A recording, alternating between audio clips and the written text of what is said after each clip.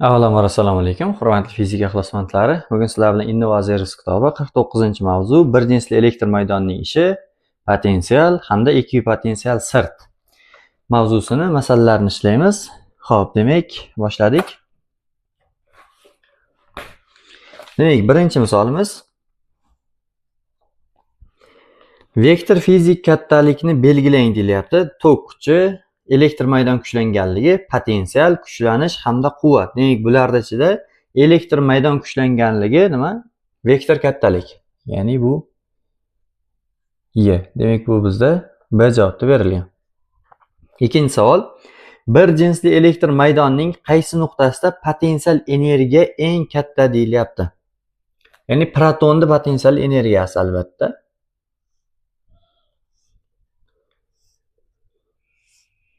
Demak, bu maydon kuchlanganligi mana bu yerda 1, 2 mana bu ko'rinishda ekan. Birinchi, ikkinchi, uchinchi, to'rtinchi nuqtalar mos ravishda mavjud. Endi bizdan so'ralayotgan narsa potensiali deyilyapti. Eng katta bo'lgan nuqtani toping, ya'ni proton. Bu yerda demak quv zaryad mavjud bizda. Endi potensial energiya deblar W teng phi ko'paytirilgan quvga aytiladi. Demak, biz maksimal, ya'ni eng katta energiyani topmoqchi bo'lsak, eng katta potensial topishligimiz kerak. Chunki zaryad hamma nuqtada bir xil. Endi maydon kuchlanganligi potensiali kamaygan tomonga qarab yo'nalgan bo'ladi. Demak, mana bu tomonda phi maksimal bo'ladi, mana bu tomonda phi nima bo'ladi? Minimal. Demak, bu tomonga yaqinlashgan sari potensial kamayib boradi. Shundan kelib chiqqan holatda W birimizni eng katta desak bo'ladi. Keyin W2, W3 hamda W4. Buni nimaga qarab oldik desak, phi 1, phi 2, phi 3, phi 4 bo'lganligi uchun. Demak, bu bizda B javob. Uchinchi misol. Bir jinsli elektr maydonning birinchi va ikkinchi nuqtalaridagi elektr maydon kuchlanganligi va potensial orasidagi bog'liqlik qaysi biri to'g'ri deyilibdi.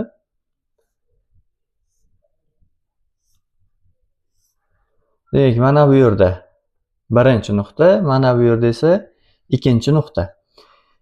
E'tibor beradigan joyimiz, demak, bu bir jinsli elektr maydon bo'lganligi uchun barcha nuqtada maydon kuchlanganliklari o'zaro teng bo'ladi. Potensial esa kamaygan tomonga qarab yo'nalgan. Demak, phi 1 katta bo'ladi, phi 2 dan deyishimiz mumkin. Bu B javob ekan. Xo'p, to'rtinchi misolimiz. Rasmda plus q nuqtaviy zaryadning birinchi va ikkinchi nuqtalarda hosil qilgan maydon kuchlanganliklari Y va 4Y. Demak, Y birimiz teng. Formulani yozadigan bo'lsak, K q taqsim R1 kvadrat bu Y ga teng. Endi Y2 K q taqsim R2 kvadrat bu 4Y ga teng ekan. Bu nuqtalardagi maydon potensialini so'rashdik. Endi potensialga keladigan bo'lsak, phi 1 teng K q taqsim R1. Endi phi 2 esa K q taqsim R2 bo'ladi. Endi qarang, mana bular hamma narsalar bir xil, ya'ni K qlar bir xil. Demak, masofalar d kvadratlar 4 marta farq qilsa, masofalarning o'zi necha marta? 2 marta farq qiladi. Shundan kelib chiqqan holatda phi 2 ikkita phi 1 ga nima? Teng deyishimiz mumkin bo'ladi. Xo'p, demak, bu bizda D javob. 5-misol. Bir jinsli elektr maydonning A nuqtasini potensiali necha voltga teng deyilibdi?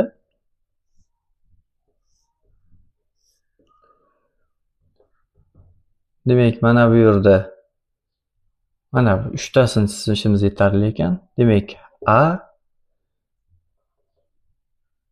Hop, mana bu yer 2D, mana bu yer D, mana bu yerda 9 volt, mana bu yerda esa 3 volt ekan. Hop, shunda A nuqtaniki qanday deyilyapti? Endi e'tibor beradigan jihatimiz, bu yer nima? Bir jinsli elektr maydon, ya'ni bu yerda maydon kuchlanganligi o'zgarmaydi. Demak, Y teng formulani oladigan bo'lsak, delta phi taqsim nima? D yoki U taqsim D deymiz. Demak, delta phimiz nimaga teng bo'ladi bizda? Kuchlanishga teng. Ya'ni kuchlanish degan bu potensiallar farqi. Shunda mana bu 9 dan, ya'ni 9 minus phi A taqsim 2D teng bo'ladi. Mana bu yerda oladigan bo'lsak 9 minus, mana buni o'zi teskari olishimiz kerak edi. Mana shuni tez to'g'rilab qo'yaylik. Sababi mana bu yerda phi a 9 dan kattaroq bo'ladi. Xato topsak manfiy qiymat chiqib qolar. Shuning uchun olyapmiz. Taqsim d. D'lar qisqarib ketish natijasida phi a minus 9 teng bo'ladi 12. Demak, bu yerdan phi a ni topadigan bo'lsak 21 volt ekanligi kelib chiqaveradi. Demak, bu d javob. 6-misol. Bir jinsli elektr maydonining A nuqtasini potensiali necha volt deyilibdi? Yana o'sha formula Y teng delta phi taqsim d. Demak, bunda phi 1 minus phi 2 taqsim d olamiz ekan. Odatda delta phi deganda ikkinchisidan birinchisidan ayirmasini olardi. Endi bu yerda musbat chiqish uchun birinchisidan ikkinchisidan ayirmasini olishimiz kerak bo'ladi.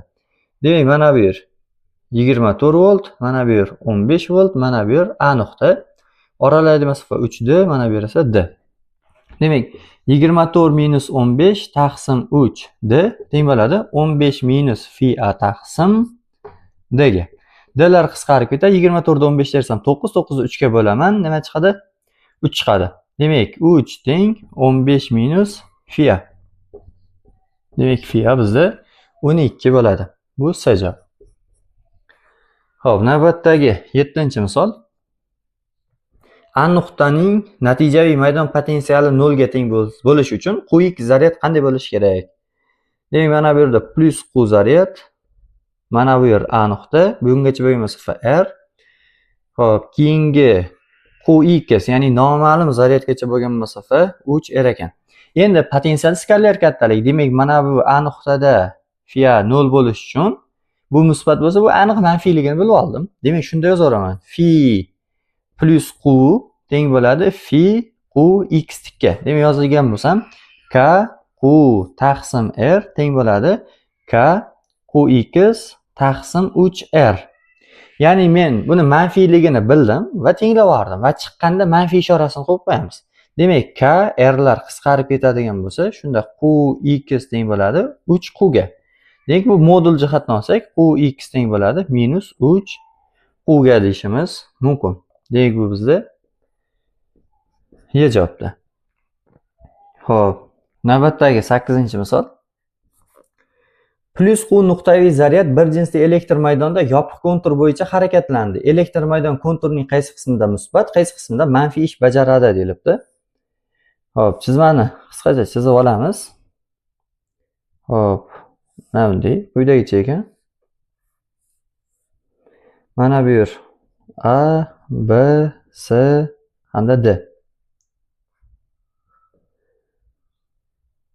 Xo'p, avval bajarilgan ish nima bilan aniqlansak, A teng delta phi ko'paytirilgan q. Demak, bu yerda phi 1 minus phi 2 ko'paytirilgan q deyishimiz mumkin. Agarda potensiali kattadan potensiali kichikka o'tadigan bo'lsa, musbat, aksincha bo'ladigan bo'lsa, manfiy ish bajariladi. Demak, musbat ish bajarilishi uchun potensiali kattadan, mana A dan B ga o'tyapti. Mana bu A nuqtada potensial katta, B da potensial kichik. Demak, buni biz musbat ish bajarilyapti deyishimiz mumkin. Endi B dan C ga o'tishda mana bu qarang. Agar nuqtalar bir to'g'ri chiziqda yotadigan bo'lsa, mana o'tkazganimizda vertikal, ya'ni bu maydon gorizontal bo'lgani uchun unga vertikal chiziq o'tkazamiz. Agar vertikal chiziq o'tkazganimizda nuqtalar bir to'g'ri chiziqda yotsa, bularda potensiali teng, ya'ni ekvipotensial sirtda yotibdi deyiladi. Ya'ni bu o'tishda ish bajarilmaydi. Demak, bu yerda A teng 0. Endi mana bu yerda ham A teng 0 bo'ladi. Endi mana bu yerda potensiali kam, bu yerda potensiali katta. Endi kichikdan kattaga o'tgan bo'lsa, u yerda manfiy ish bajariladi. Manfiy bo'lsa, bu C dan D ga o'tish bo'ladi. Bu B javob ekan bizda. Xo'p, navbatdagi 9-misol. Zaryadlangan ikkita tekislik kondensator orasidagi masofa 4 cm.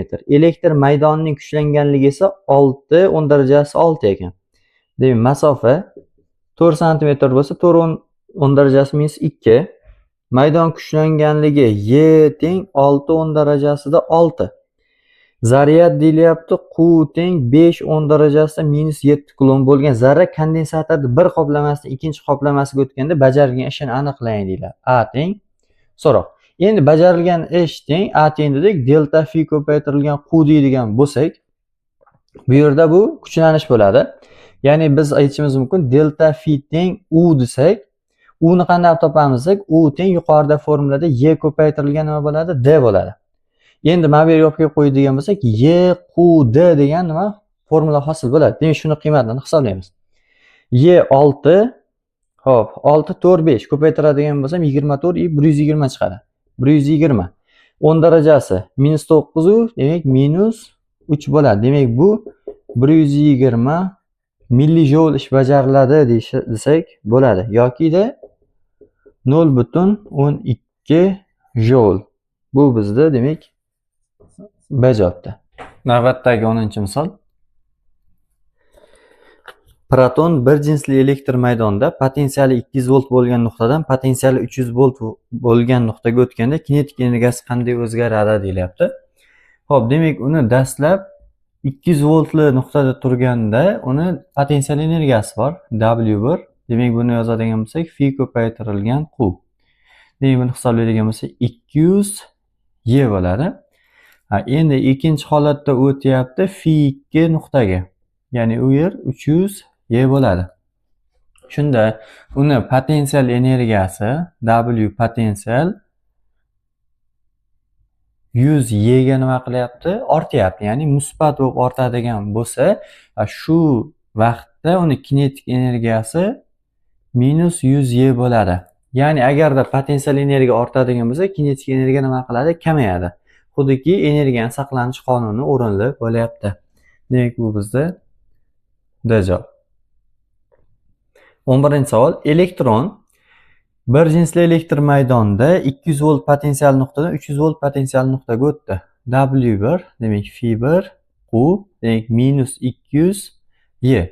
W2 phi 2 q demak -300 y bo'lyapti. Demak, bunda potensial energiyasi -100 y bo'ladigan bo'lsa, ya'ni potensial energiyasi kamaydi. Shu vaqtda demak kinetik energiyasi +100 y ga nima qiladi? Ortadi deyishimiz mumkin. Demak, bu bizni C javob. Xo'p, navbatdagi 12-savol. -q nuqtaviy zaryad bir jinsli elektr maydonda yopiq kontur bo'ylab harakatlandi. Konturning qaysi qismlarida zaryadning potensial energiyasi o'zgarmaydi? Xo'p, endi potensial energiya deydigan bo'lsak, bu phi ko'paytirilgan q bo'ladi. Potensial energiya o'zgarmasligi uchun zaryadni potensiali nima qilmasligi o'zgarmasligi, ya'ni o'sha nuqtani potensiali o'zgarmasligi kerak. Endi bizda potensiali o'zgarmaydigan nuqtalar bular ekvipotensial sirtlar deyiladi. Bu quyidagicha. A, B, C, D deydigan bo'lsak, A dan B ga, B dan C ga, C dan D ga, D dan A ga o'tish bo'lyapti. Endi ekvipotensial sirt deb turib, mana va agar elektr maydon kuchlanganligi gorizontal yo'nalgan bo'lsa, unga vertikal chiziqlar o'tkazamiz. Vertikal chiziqlar o'tkazganimizda shu chiziqlarda yotadigan nuqtalar ekvipotensial sirtda yotadi. Ya'ni mana shu chizig'imiz ekvipotensial sirt. Ya'ni bu yerda phi C teng bo'ladi phi B ga yoki-da phi A teng bo'ladi phi D ga deyishimiz mumkin. Demak, bu o'tishlarda B dan C ga o'tishda hamda D dan A ga o'tishda potensial energiya o'zgarmaydi. Shunda bu C javob. 13-savol. Massasi m, zaryadi q bo'lgan yog' tomchisi potensiallar farqi o'zgarmas bo'lgan ikkita plastinka orasida mozlanib turibdi. Plastinkalar orasidagi masofa 2 marta oshirilganda yog' tomchisi hop, qanaqa harakatda bo'ladi degan savol berilyapti. Demak, minus bu tomoni plus ekan. Hop. Demak, q massasi m ga teng ekan. Endi bu vaqtda e'tibor beramiz, bu mozlanib turibdi. Demak, pastga yo'nalgan nima bor? mg, yuqoriga yo'nalgan esa y q deyishimiz mumkin.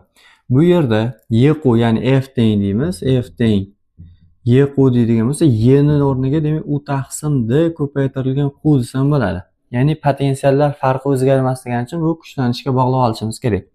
Endi ikkinchi tomondan f nimaga teng bo'lyapti? Mg ga teng bo'lyapti. Shu holatda. Bu birinchi holat. Endi bizga aytilyapti ikkinchi holatda agar plastinkalar orasidagi masofa 2 marta ortilsa nima bo'ladi desa f'. Demak, u taqsim 2 da ko'paytirilgan q bo'ladi. Bu holatda nima bo'ladi deydigan bo'lsak, mana bu kuchimiz kamayadi, to'g'rimi? Shunda mana bu yerda qarang. U q taqsim d'miz bizda mg ga teng. Teng bo'lgani uchun mavzulanib turibdi. Endi nima bo'ladi desak, mg kattaroq bo'lib qoladi. Shunda mg teng bo'ladi f' plus ma. Ya'ni qanaqadir tezlanish bilan qayerga harakat qiladi? Pastga. Nimaga pastga harakat qiladi degan bo'lsa, og'irlik kuchi bizdagi kuchdan, ya'ni elektrostatik kuchdan katta bo'lib qolyapti deyishimiz mumkin. O'rniga qo'yib yuboradigan bo'lsak, mg teng mana bu ifodani o'rniga mg qo'ysam, bu mg taqsim 2 bo'ladi. Mg taqsim 2 plus ma. Bu yerdan a topadigan bo'lsak, j taqsim 2. Demak, j taqsim 2 tezlanish bilan pastga nima qiladi? Harakat qiladi. Bu D javob. 14-savol. Nuqtaviy zaryad hosil qilgan maydon potensialining zaryadgacha bo'lgan masofaga bog'liqlik grafigi qanday bo'ladi? Endi phi teng k q taqsim r ifoda bilan topiladi. Endi bizda potensialda r ga bog'liqligi deyilyapti. Buni xuddiki y teng 1 taqsim x ko'rinishda olsak bo'ladi, yoki ixtiyoriy y teng a taqsim x desak bo'ladi. Ya'ni bu giperbola bo'ladi. Giperbolaning grafigi esa mana bu ko'rinishda ketadi. Demak, bu bizda birinchi grafik va ajob. 15-savol. Radiusi r bo'lgan zaryadlangan metal shar hosil qilgan maydon potensialining shar markazigacha bo'lgan masofaga bog'liqlik grafigi qanday bo'ladi deyilibdi. Endi shardagi deydigan bo'lsak, phi teng k q taqsim r bo'ladi. Bu qanaqa holatda deydigan bo'lsak, mana bu shar. Sharni ichidagi mana 1, mana bu 0, 1, 2 va hokazo. Demak, phi 1 yoki phi 0 desa ham bo'ladi, phi 0, phi 1, phi 2 yoki mana bu sirtidagi 3 desak, phi 3 bu nimaga teng bo'ladi? K q taqsim r ga teng bo'ladi. Bu yerda r shar nimasi? Radiusi. Endi demak, sharni ichidagi ixtiyoriy nuqtani potensiali teng bo'ladi. Endi u uzoqlashib borgan sari keyin nima qiladi? U o'zgaradi. Ya'ni plus x deyishimiz mumkin. Demak, mana bu qaralayotgan nuqtagacha bo'lgan masofa x bo'ladi. Endi shundan kelib chiqib grafik chizadigan bo'lsak, demak, mana bu yer r, bu phi deydigan bo'lsak yoki kichkina r deyilibdi. R ya'ni masofa. Endi ya'ni sirt markazidan radiusgacha bo'lgan masofada o'zgarmaydi. Mana bu yerga radius belgilab olsam, qandaydir potensial mana shunda phi 0 qiymati bilan shu yergacha nima qilmadi? O'zgarmadi. Endi qolgan vaziyatda oladigan bo'lsak, k q taqsim r plus x desa, qolganiga nima? Giperbola grafigi bo'yicha kamayib boradi. Shunaqa chizishimiz mumkin. Bu C javob. 16-misol. Radiusi r bo'lgan zaryadlangan metal shar hosil qilgan elektr maydon kuchlanganligining shar markazigacha bo'lgan masofaga bog'liqlik grafiki qanday deyiladi? Endi mana bu shar, mana bu r, ya'ni radiusi markazi.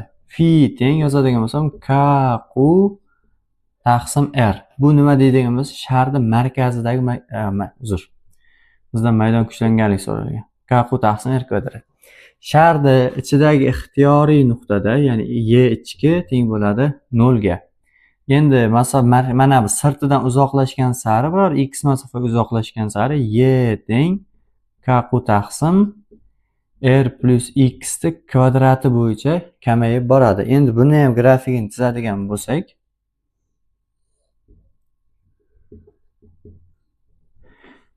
qandaydir, ya'ni mana bu radius deydigan bo'lsak, shu yergacha maydon kuchlanganligi 0 bo'lib keladi. Undan keyin o'zini nimasiga maksimal qiymatiga erishadi va undan keyin yana nima qiladi? Kamayishni boshlaydi. Bu D javob. Xo'p, navbatdagi 17-savol. Musbat zaryadlangan metall shar elektr maydon hosil qiladi. Qaysi nuqtada hosil qilgan elektr maydonining kuchlanganligi eng katta deyilibdi.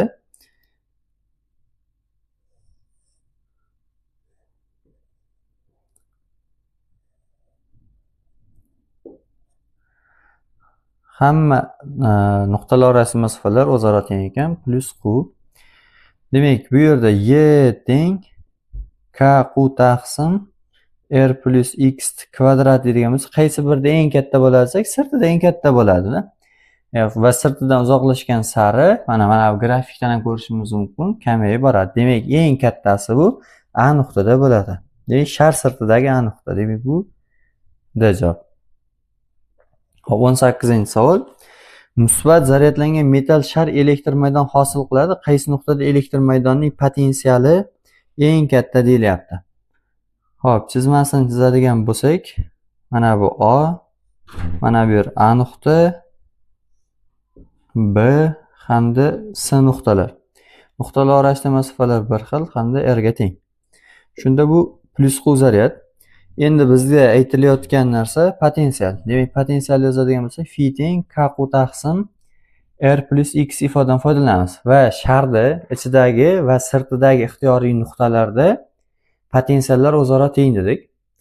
Ya'ni mana bu grafikimiz bunga mos keladi. Demak, shundan olib chiqqan holatda eng kattasini toping degan uchun phi a teng bo'ladi phi a ga. Demak, ikkalasi maksimal qiymat, keyin a va b, B va C larda mos ravishda kamayib boraveradi.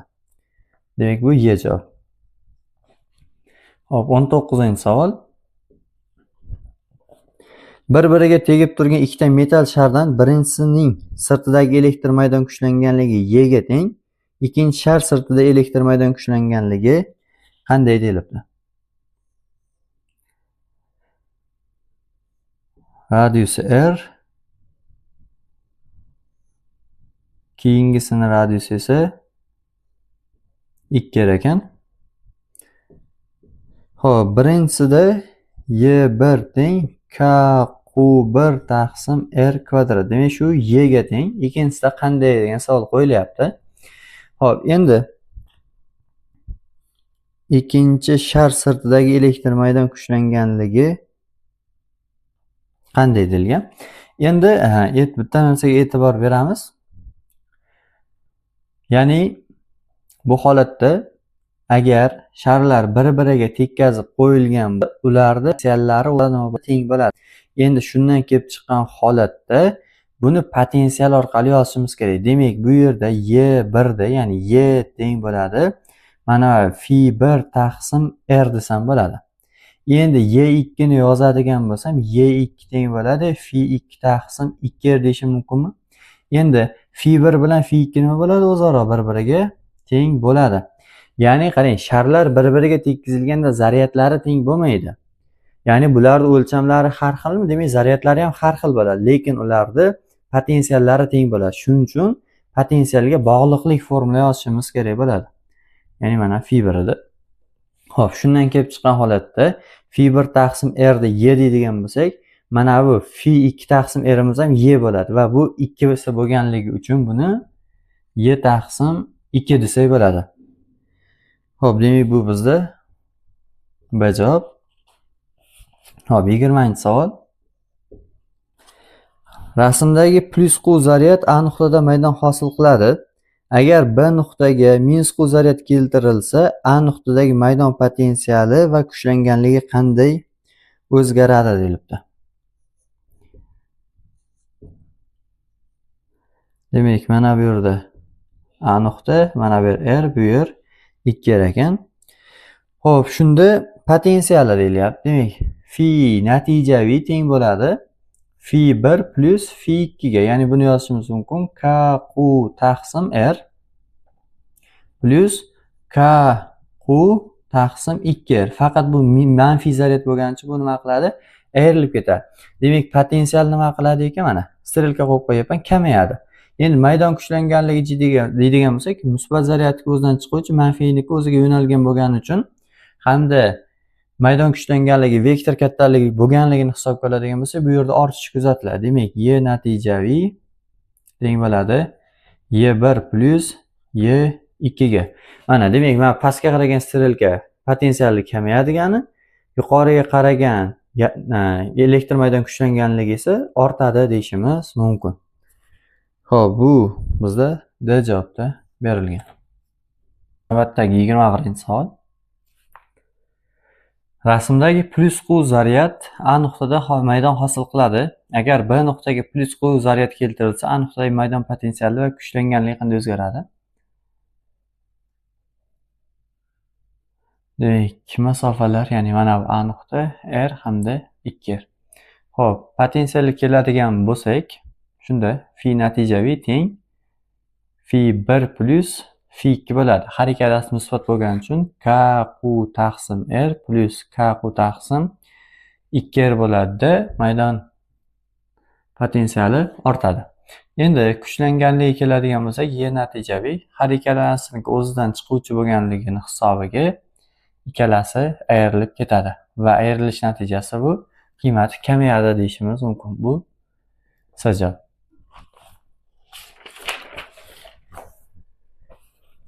Xo'p, 22-savol. Ko'raylik.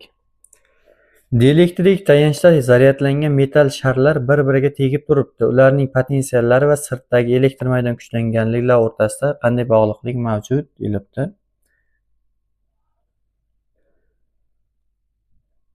Mana buni radiusi r, buni radiusi esa 3r. Agar bular bir-biriga tegib turgan bo'lsa, ularning potensiallari o'zaro teng bo'ladi. Endi maydon kuchlanganligi darajasi y1 teng phi1 taqsim r1, y2 teng phi2 taqsim r2 bo'ladi. Shunda y1 teng bo'ladi 3 ta y2 deyishimiz mumkin. Bu bizda ajoyib. 23-savol. Qaysi nuqtada plyus q va plyus 4q zaryadlar hosil qilgan elektr maydon kuchlanganligining natijalovchisi 0 ga teng bo'ladi deyilibdi.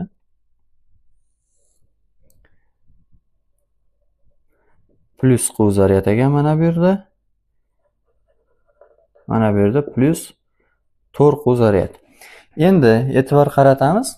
Ikkita bir xil ishorali zaryad bo'lsa, natijaviy maydon kuchlanganligi 0 ga teng bo'lgan nuqtani izlaydigan bo'lsak, oralig'ida izlashimiz kerak bo'ladi. Chunki ikkoviniki ham bir-biridan chiquvchi va mana shu oralig'ida ular ayriladi. Demak, endi y natijaviy 0 ga teng bo'lishi uchun y1 teng bo'lishi kerak y2 ga.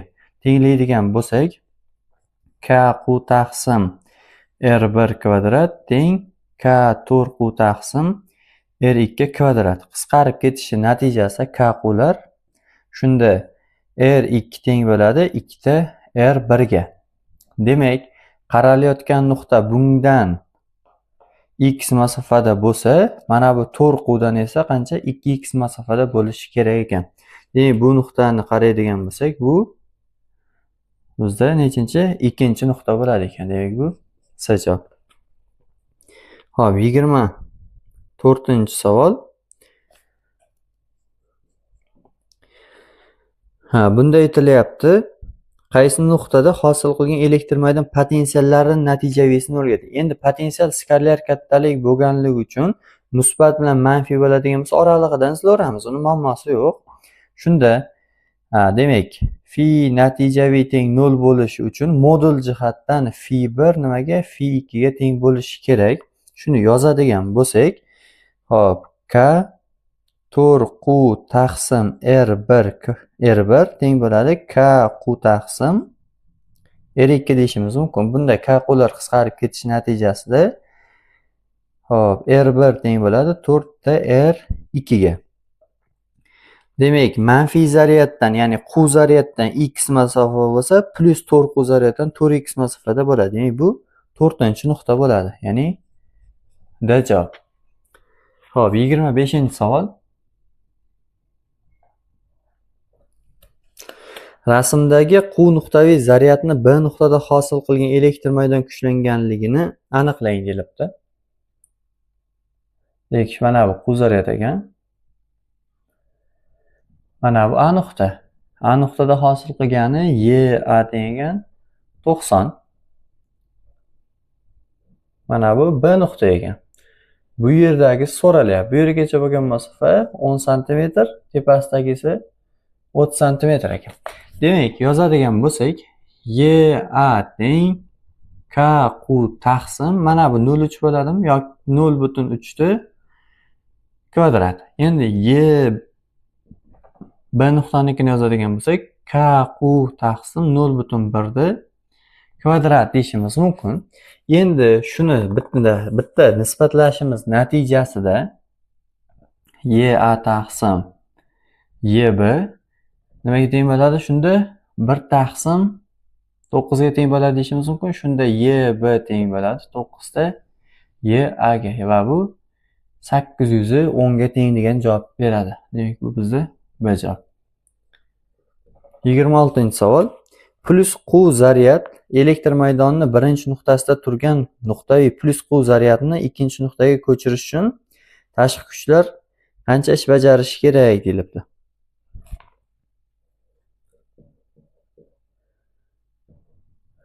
Mana bu ikkinchi nuqta, mana bu esa birinchi nuqta. Shu yerdan ko'chirish kerak ekan. Ya'ni birinchi nuqtadan ikkinchi nuqtaga. Mana bu yer R, bu yer 2 ekan. Endi zaryad ko'chirishda bajarilgan ish delta phi ko'paytirilgan q ga teng. Endi mana bu nuqtada phi 1 potensial, bu yerda phi 2 potensial deydigan bo'lsak, phi 1 minus phi 2 ko'paytirilgan q bo'ladi. Endi demak yozadigan bo'lsak, a teng phi 1 o'rniga, ya'ni bu potensialni qaysi zaryad hosil qiladi degan bo'lsak, katta q zaryad hosil qiladi. Demak, k qni chiqarib yuborish natijasida k q chiqib ketadigan bo'lsa 1 taqsim r minus 1 taqsim 2r ko'paytirilgan q qoladi. Demak, buni hisoblaydigan bo'lsak, k q katta q taqsim 2r degan natija olamiz.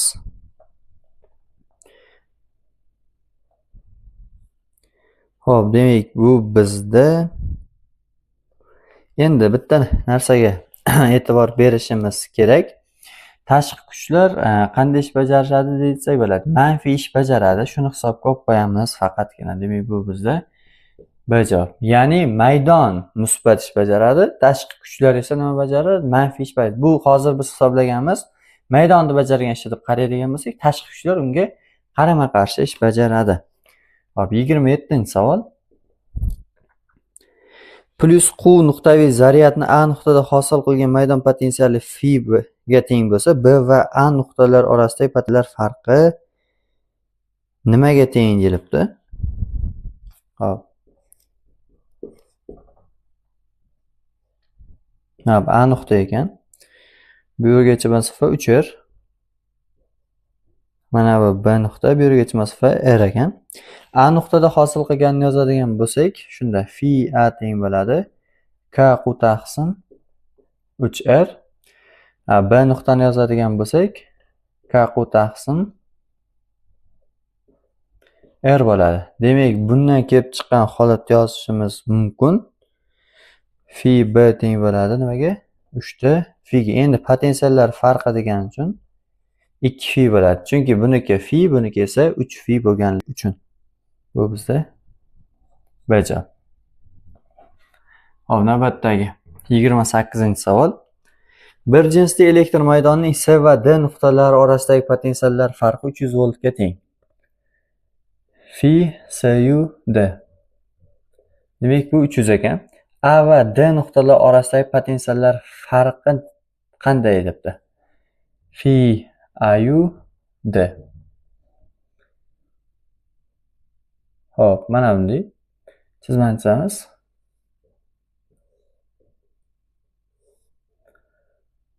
To'rtta 5 talik ekan. Mana bu yerda A nuqta, mana bu yerda B nuqta, S, mana bu yerda D. Hop, mana bu yer D, 2D, mana bu yer ham 2D ekan. Shunda S bilan D ning orasidagi potensiallar farqi 300 bo'lsa, endi qarang. Phi S, mana bu yerga yozaman. Phi S nimaga teng? Phi B ga ham teng deyishim mumkinmi? Mumkin. Chunki ikki potensial sirtda nima qilgan? Joylashgan. Endi shundan kelib chiqqan holatda biz nimani? A bilan D ni orasidagi potensiallar farqini topishligimiz kerak bo'ladi. Endi shundan kelib chiqqan holatda yozsam bo'ladi. Mana bu, qarang. Shunda phi B yu D ni orasidagi potensiallar farqi ham nima bo'ladi? 300 bo'ladi deyishimiz mumkin. Demak, shunda phi B minus D ni, ya'ni mana delta deb yozaylik. Delta. Buni 2D ga nisbati teng bo'ladi phi A minus B deyishimiz mumkin. Taqsim buni nimaga nisbati? D ga nisbati.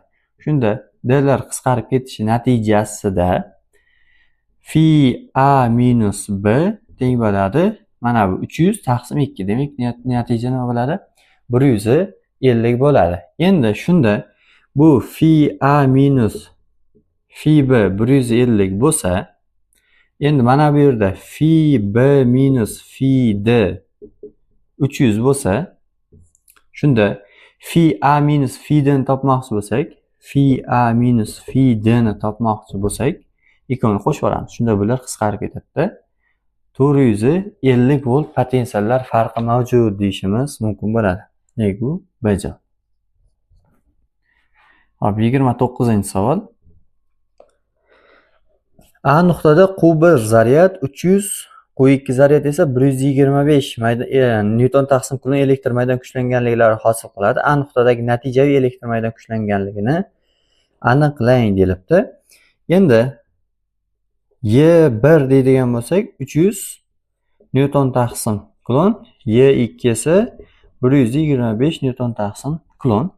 Endi qarang, A nuqtada mana ikkovi ham musbat. Mana bu A nuqta desak, shu yerda ikkovini ham maydon kuchlanganliklari nima bo'ladi? Qarama-qarshi bo'ladi. Natijaviy esa ayrilib ketadi. Natijaviy esa 300 dan 125 ayrilsa 175 bo'ladi. Demak, bu A javob. Hop, 30-savol. Vakuumdagi A nuqtada Q nuqtaviy zaryad 18 kilonewton taqsim kulon kuchlanganlikli elektr maydon hosil qiladi. R masofa necha santimetr debdi. Demak, bunda zaryad 80 nanokulon, Y teng 18 10 darajasida 3 deyilyapti. Masofani aniqlang debdi. Demak, Y teng KQ taqsim R kvadrat. Demak, R teng ilzosida KQ taqsim Y. Buni hisoblaydigan bo'lsak, ilzosida 9 10 darajasida 9, 80 10 darajasida minus 9 taqsim Y bo'lsa 18 10 darajasida 3. Mana bu ikkalasi qisqarib ketadi. Shunda qolyapti bizda. Mana 9 bilan 18 qarsa 2, 80 bilan buni bo'ladigan bo'lsam, bu yerda 40 qoladi. Demak, bunda 200 degan javob kelib chiqadi. Yoki hop. Mana shu yerda 20 bo'ladimi? 20 degan javob kelib chiqadi ekan. Hop, demak bu bizda C javob bo'ladi shunda. Navbatdagi 31-savol. Bir jinsli elektr maydonining birinchi va ikkinchi nuqtalar orasidagi potensiallar farqi 35 voltga teng. Birinchi va to'rtinchi nuqtalar orasidagi potensiallar farqi qanday deyilibdi?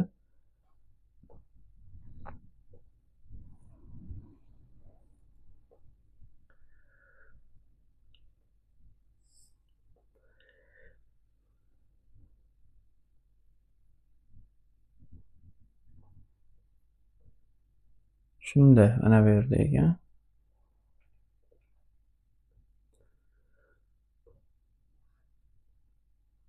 To'rtinchi.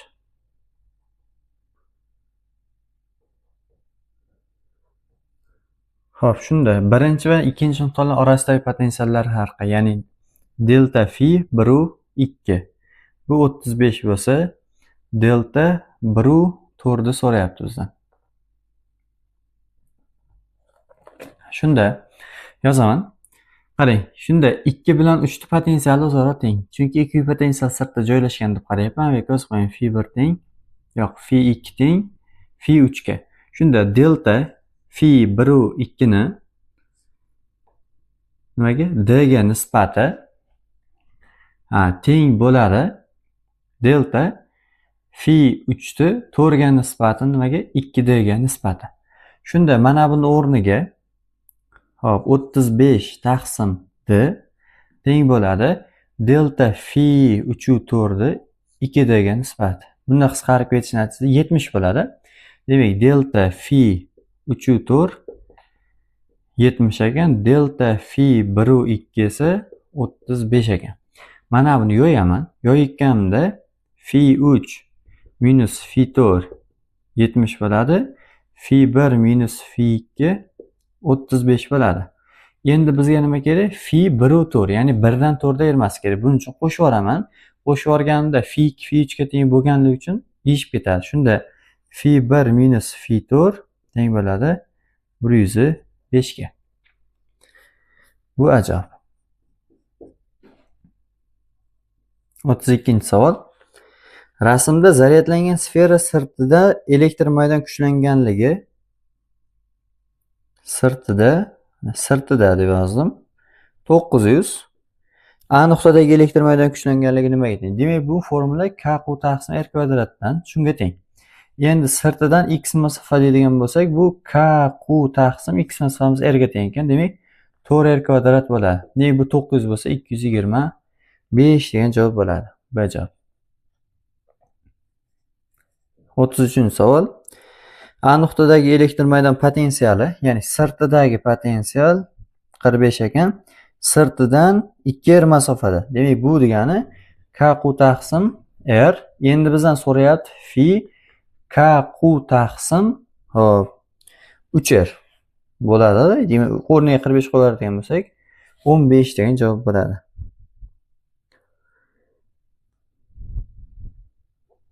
Yo'q, ozgina adashibmiz. A nuqtadagi elektr maydon potensiali 45 ekan.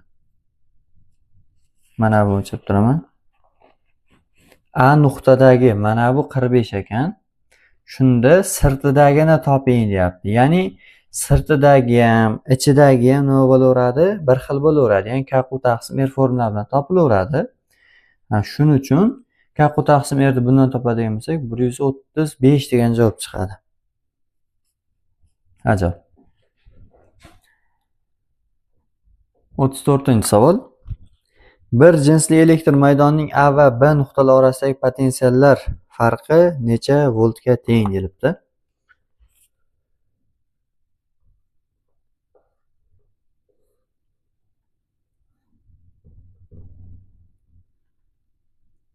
Maydon bo'yicha mana bu siljish masofasi 0,2 metr. Maydon kuchlanganligi 800 ekan. Endi hop, Y teng U taqsim D formuladan foydalansam yoki U ni o'rniga bu yerda phi A minus phi B taqsim D ishlatishim mumkin. Shunda delta phi AB teng bo'ladi bizda Y ko'paytirilgan D ga. 800 0,2 ga ko'paytiradigan bo'lsam 160 degan javob chiqadi. Bu Y javob. 35-savol. Agar rasmdagi zaryadlangan tekisliklar orasidagi masofa 40 santimetr yoki 0,4 metr bo'lsa, ular orasidagi bir jinsli elektr maydon kuchlanganligini aniqlang deyilibdi. Shunda phi 1 250, phi 2 minus 250. Shunda delta phi yoki U teng bo'ladi 500 ga. Y teng U taqsim D deydigan bo'lsak, 500 taqsim 0,4, ya'ni 1250 volt taqsim metr desak bo'ladi. Bu C javob. 36-savol. Xo'p, aytilyapti, A nuqtadagi natijaviy elektr maydon potensiali 0 ga teng. A nuqta va plus Q zaryad orasidagi masofa necha santimetr?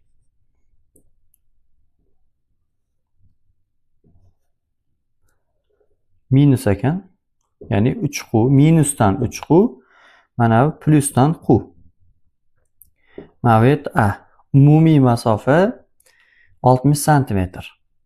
Mana bu yerda r desam, bu yer 60 minus r deb yozsam bo'ladi. Endi potensial 0 ga teng degan bo'lsa, ikkovining potensiali teng. Shunda phi masalan plus teng bo'ladi phi minusga, keyin qo'shilganda qarama-qarshi ishora bo'lib 0 bo'ladi. Shunda yozaman. K qu taqsim r teng bo'ladi k 3 qu taqsim 60 minus r.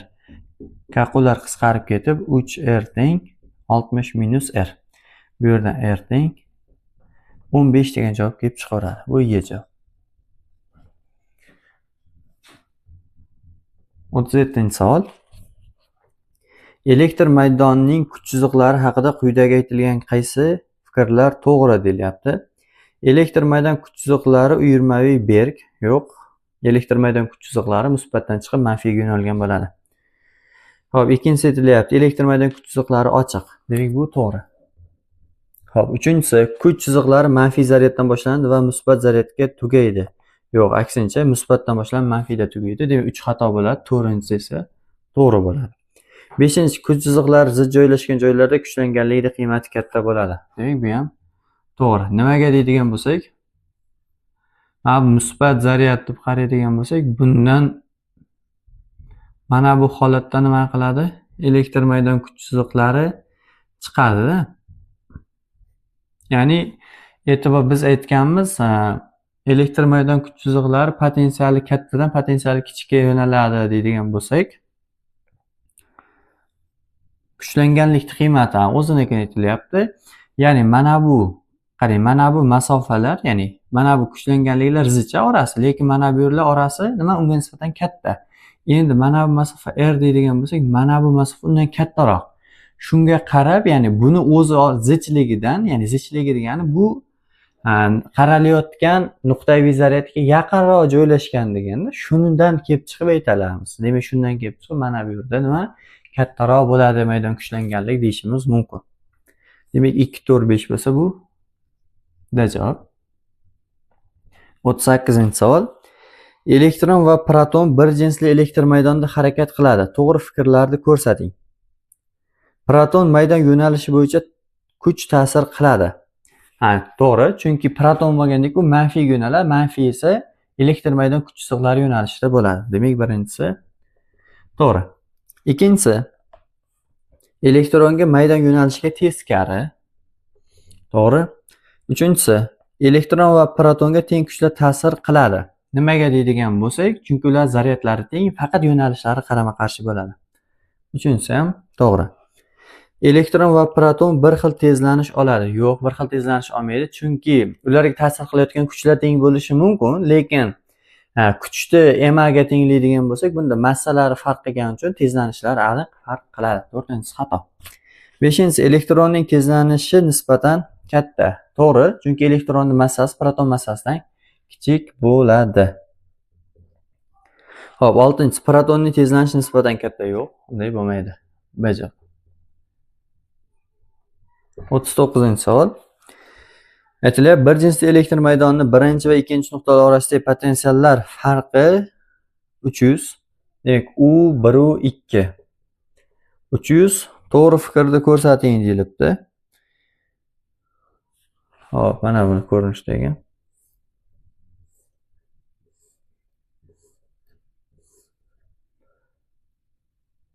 Shunda.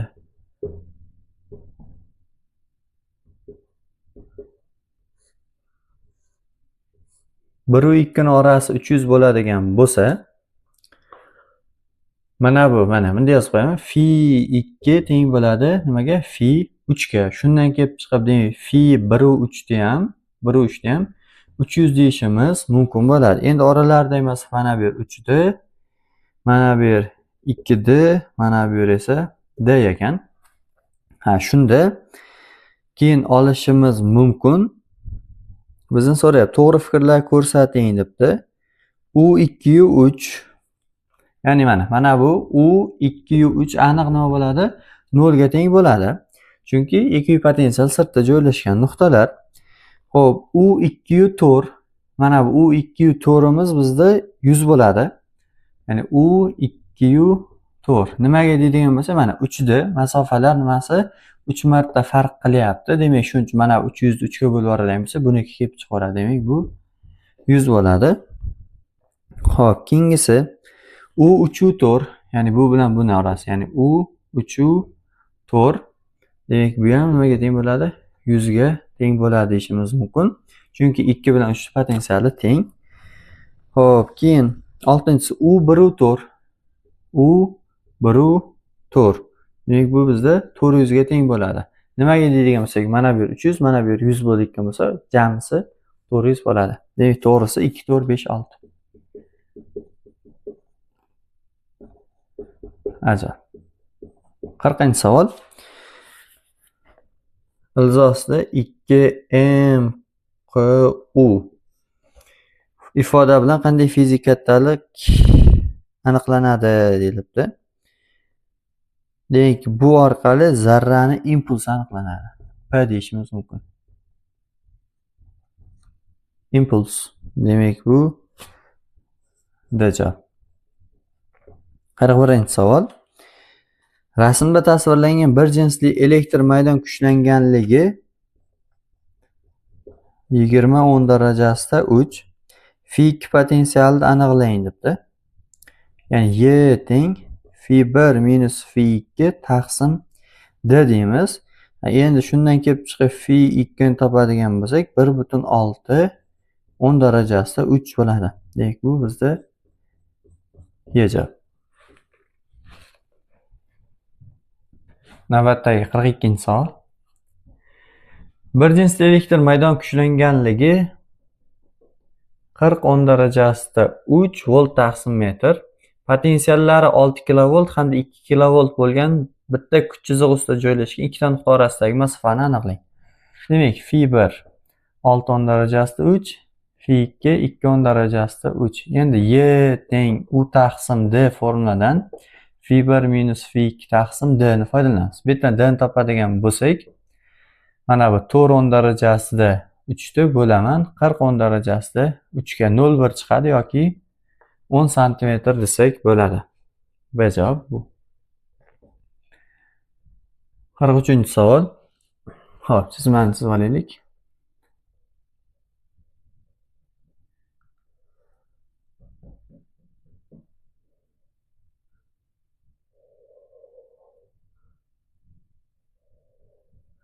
Demak, mana bu yerdan bekka o'tyapti. 1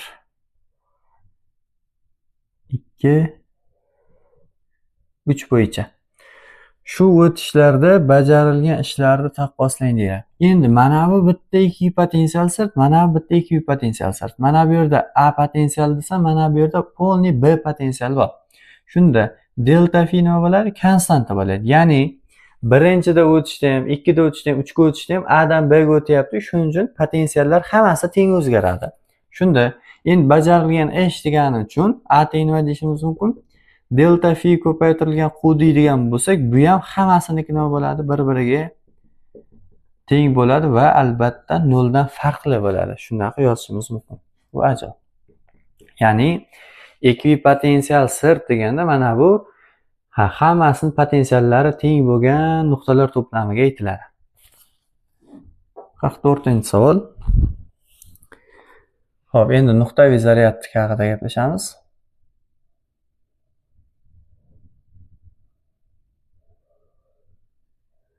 Mana bu yerdagi birinchi o'tish, mana bu ikkinchi o'tish, mana bu esa uchinchi o'tish. Endi qarang, mana bu bitta aylana, bitta potensial sirt, ekvipotensial sirt, ikkinchi aylana, ikkinchi ekvipotensial sirtda. Mana bunikini phi A potensial, bunikini phi B potensial desam, mana bu nuqtadan xohlagan uchala nuqtaga o'tgan taqdirda ham B potensialga ega bo'ladi.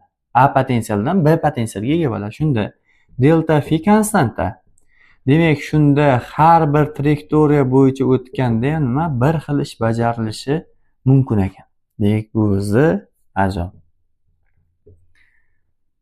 45-savol. Q0 nuqtaviy zaryad 1 2 3 trayektoriya bo'yicha o'tgan bajarilgan ishlarni hisoblang.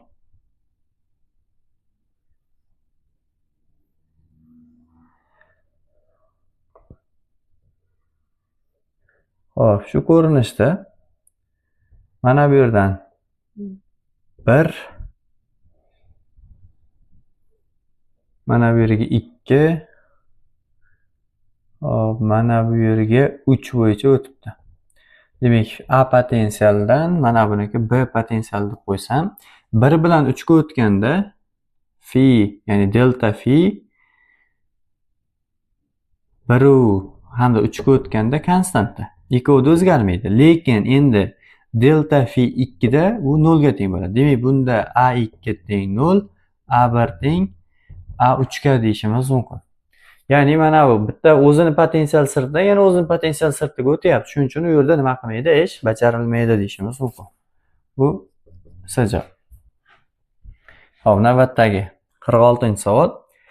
Rasmda nuqtaviy zaryadli bir jinsli elektr maydonida BSDK trayektoriyasi tasvirlangan. Butun trayektoriya davomida maydon tomonidan bajarilgan ish A ga teng. BS qismida maydon tomonidan bajarilgan ishni aniqlang.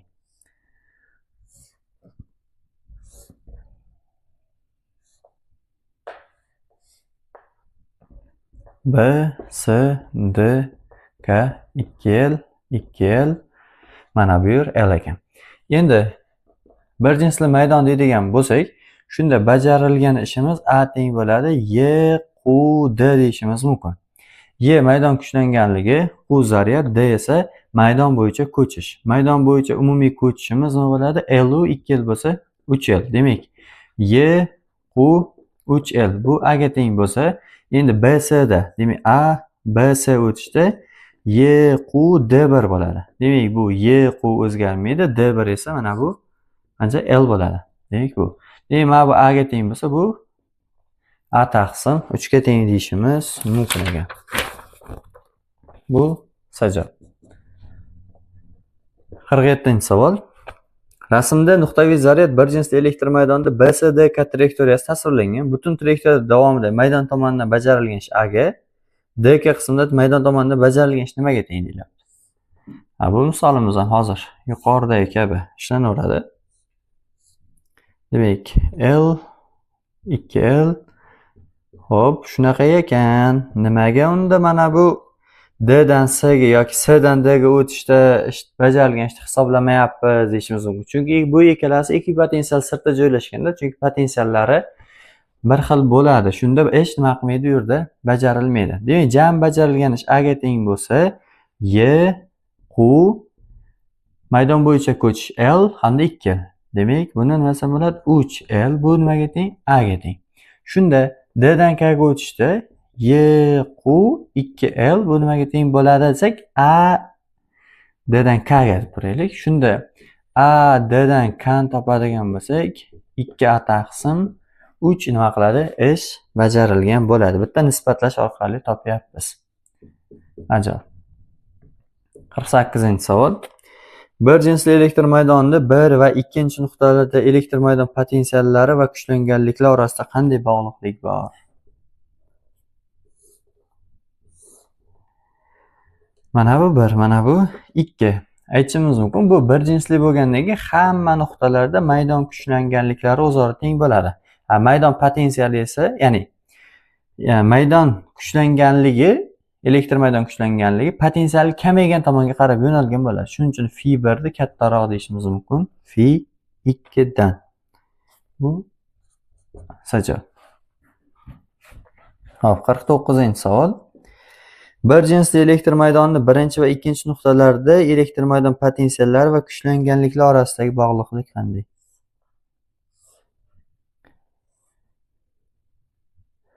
Birinchi hamda ikkinchi nuqtalarimiz ekvipotensial sirtda joylashgani uchun phi 1 teng phi 2 bo'ladi. O'z-o'zidan bir jinsli bo'lgani uchun Y1imiz ham Y2 ga teng bo'laveradi. Bu yana Y javob ekan.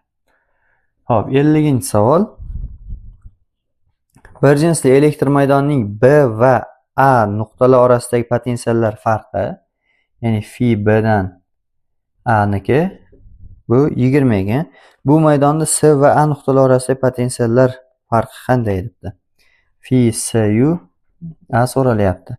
Endi maydon bir jinsliligini biladigan mana bu yerda Y teng deyishimiz mumkin. Phi B A ni B bilan A nuqtalar orasidagi masofani Nima bo'ladi? Elektr maydon yo'nalishi bo'yicha oladigan bo'lsa 2. Endi bunikini ham oladigan bo'lsak, Y phi S minus phi A taqsim S dan A gacha esa 3 bo'ladi. Demak, mana buni qiymati 20 taqsim 2 10 bo'lsa, demak, mana buning ham qiymati aniq nima chiqadi? 10 chiqadi. Demak, shunda phi S minus phi A teng bo'ladi 30 desak bo'laveradi. Demak, bu D javob. 51-misol. Bir jinsli elektr maydonida plus Q nuqtaviy zaryad doimiy tezlikda ABC trayektoriya bo'ylab harakatlanadi. Zaryadning potensial energiyasini vaqtga bog'liqlik grafigi qanday debdi?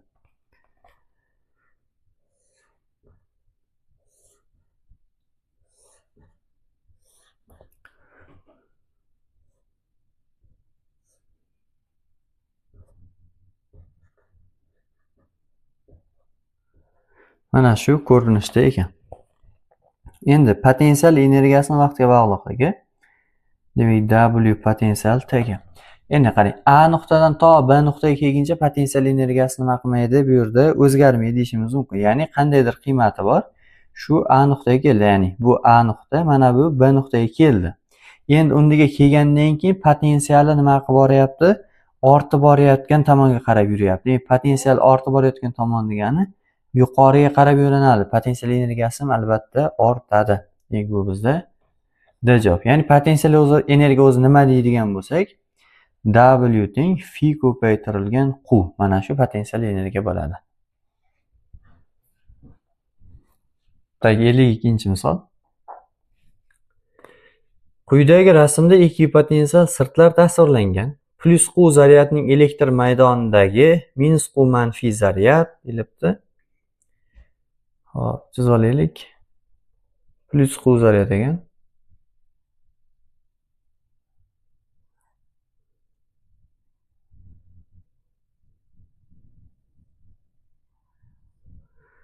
Demak, mana bu A nuqta, B nuqta, mana bu yerda S nuqta. Endi bu yerda phi A teng bo'ladi phi S ga, chunki ekvipotensial sirtda joylashyapti. A nuqtadan B nuqtaga o'tganda elektr maydon manfiy ish bajaradi deyilyapti. A dan B ga o'tganda elektr maydon manfiy ish bajaradi. Yo'q, musbat ish bajaradi, chunki bunday deb hisoblaymizda. Elektron o'tyapti-da u yerda. A teng phi A minus phi B ni hisoblasak, to'g'ri, bu manfiy chiqadi. Endi uni manfiy, ya'ni elektronni minus Y zaryadiga ko'paytirsak, bu musbat bo'lib ketadi. Shuni hisobiga musbat bo'ladi. Demak, birinchi tasdiq xato, ikkinchi tasdig'imizda aytyapti, A dan B nuqtaga o'tishda musbat ish bajaradi. Demak, bu to'g'ri bo'ladi. Uchinchisi, B nuqtadan S nuqtaga o'tishda elektr maydon ish bajarmaydi deyapti. Yo'q, B dan S ga o'tishda ish bajariladi. To'rtinchisi, A nuqtadan S nuqtaga o'tishda elektr maydon ish bajarmaydi. Demak, bu to'g'ri, chunki A bilan S ekvipotensial sirtda joylashgan. Demak, bu D javob. 53-savol. Manfiy minus Q zaryad nuqtaviy plus Q0 zaryad hosil qilgan elektr maydonda 1, 2, 3, 4, 1 yopiq kontur bo'ylab harakatlanadi. Zaryadning ko'chishda maydon tomonidan bajarilgan ish qaysi qismdan manfiy deyilibdi?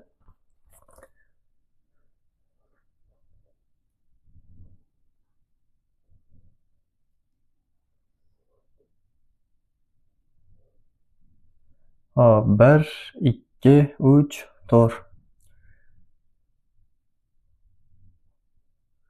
Shu ko'rinishda o'tish bo'lyapti. Endi bu o'tishlarda to'g'ridan to'g'ri yozaman. Hop, A 2 dan 3 ga o'tish 0 ga teng, A 1 dan 4 ga o'tish ham nimaga teng? 0 ga teng. Endi qaysi qismida manfiy deyilyapti? Demak, A teng phi 1 minus phi 2. Buni qiymati musbat, ya'ni musbat qiymat. Buni elektronni manfiy Y zaryadiga ko'paytirsam, keyin bajarilgan ishimning ishorasi nima bo'ladi? Manfiy bo'ladi. Demak, 1 dan 2 ga o'tishda maydon nima? Manfiy ish bajaradi. Bu ajoyib. Musbati bo'lsa, mana bu 3 dan 4 ga o'tishda bo'laveradi. Hop, 54-savol. Rasmda bir jinsli elektr maydonining qaysi nuqtasida protonning potensial energiyasi eng kichik bo'ladi deyilibdi.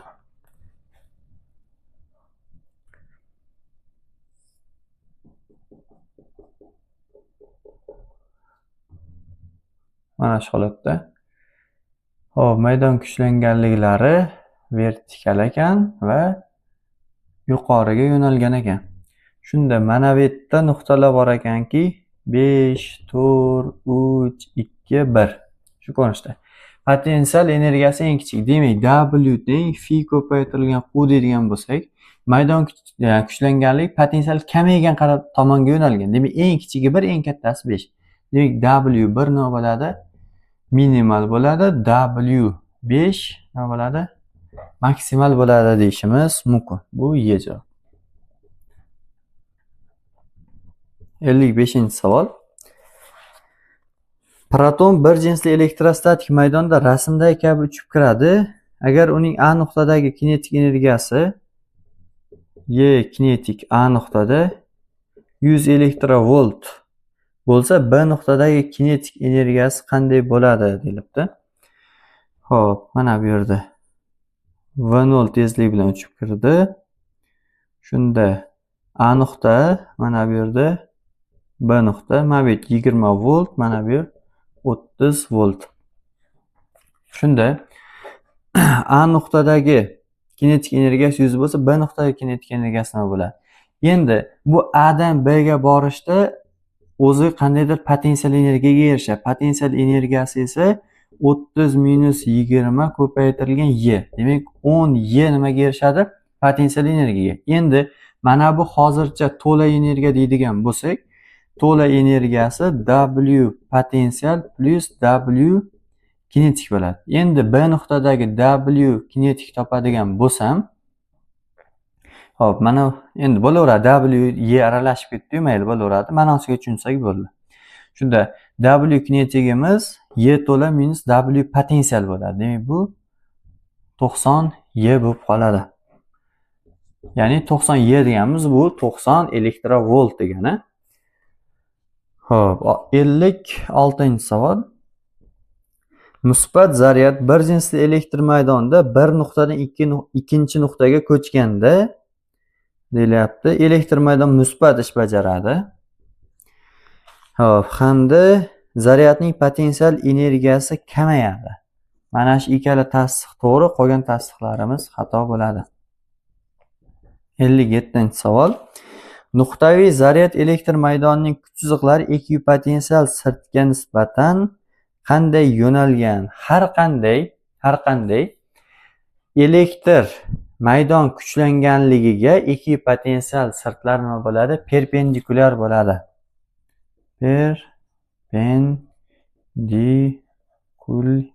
Perpendikulyar bo'ladi. Ya'ni bu 90 gradus degani. Bu Y javob. 58-savol. Quyidagi rasmda qaysi birida musbat zaryadlangan metal sharning ekvipotensial sirtlari tasvirlangan?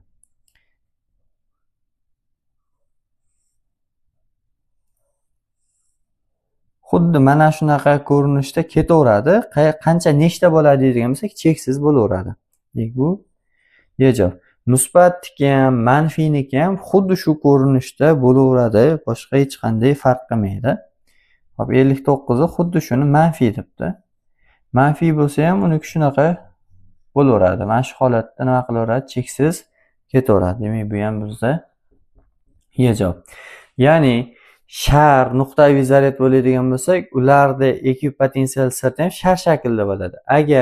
Agar hop, nima desak bo'ladi? Mana bunaqa tekislik bo'ladigan bo'lsa, uni ekvipotensial sirti ham nima bo'ladi? Tekislik holatda bo'ladi. Nuqtaviy zaryadlik bo'lsa shar, tekislik